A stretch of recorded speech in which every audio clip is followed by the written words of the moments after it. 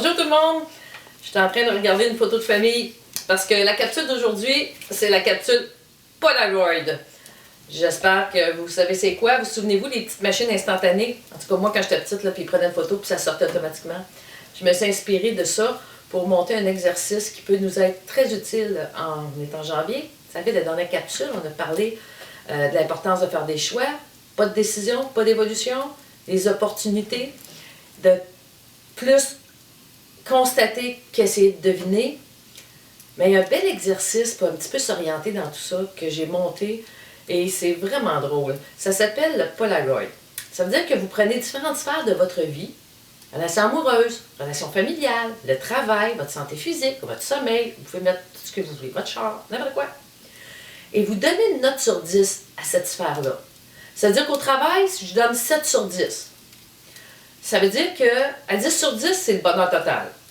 C'est comme de mettre un niveau de satisfaction dans différentes sphères de la vie. Ça prend quelques minutes. Puis après ça, vous allez voir là où vous pochez. Là où vous avez en bas de 5. C'est pas un jugement de dire que vous n'êtes pas bon ou que c'est pas correct. C'est juste que ça vient vous dire que dans cette sphère-là de votre vie, il y a une demande. Il y a une demande à avoir plus. Il y a un besoin à y accorder plus d'énergie. Cette sphère-là de votre vie qui poche, qui est en bas de 5, vous pouvez vous dire que c'est une partie qui va gober beaucoup, puis qui gobe beaucoup d'énergie. Elle va la prendre où, cette énergie-là? Elle va la prendre dans les sphères où ça va bien. C'est vraiment comme revenu-dépense. Puis le corps est fait comme ça. S'il y a un endroit qui fait mal, l'énergie où ça va bien va s'en aller pour aller aider la partie qui fait mal. Regardez dans votre entourage, quelqu'un de malade, il y a quelqu'un qui ne va pas bien. Ceux qui vont bien vont aller offrir de l'énergie. Mais entre les sphères de votre vie, c'est la même chose.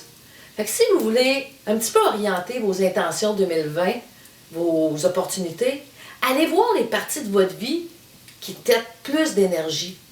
Allez voir les parties de votre vie qui sont solides, qui ont une énergie disponible. Puis, vous faites l'exercice une couple de mois après pour voir la fluctuation. Si par contre, dans plusieurs sphères de votre vie, vous pochez, vous êtes en bas de 0, là, vous pouvez vous dire que, oh, il y a peut-être un déficit au bout du compte. Il y a peut-être quelque chose qui ne marche pas. Des fois, on a une basse note, puis c'est temporaire.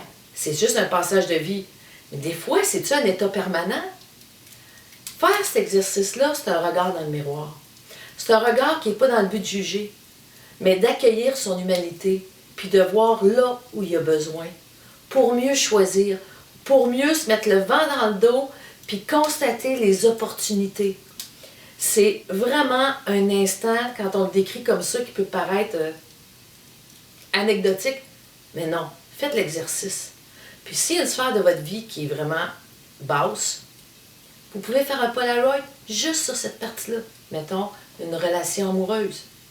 Vous pouvez mettre des critères puis les noter sur 10. Ça donne un instantané qui permet de faire un temps d'arrêt qui est souvent nécessaire pour continuer, pour accueillir l'intention. C'est des instants de clarté. Et la clarté est là pour illuminer, éclairer le chemin, pas pour juger, là. C'est un acte d'humilité, c'est un acte qui tient compte des différents aspects de notre être. C'est un acte de convergence.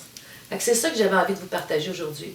Prenez une petite photo de vous, de votre portrait de vie, puis observez. Observez dans la bienveillance. Et ça va vous aider à appeler les opportunités 2020. Sur ce, merci de commenter, de partager, donner vos suggestions aussi, si vous en avez, pour des prochaines capsules. Puis ça nous fera plaisir. J'ai hâte à la prochaine. On se voit bientôt la semaine prochaine. Bye bye.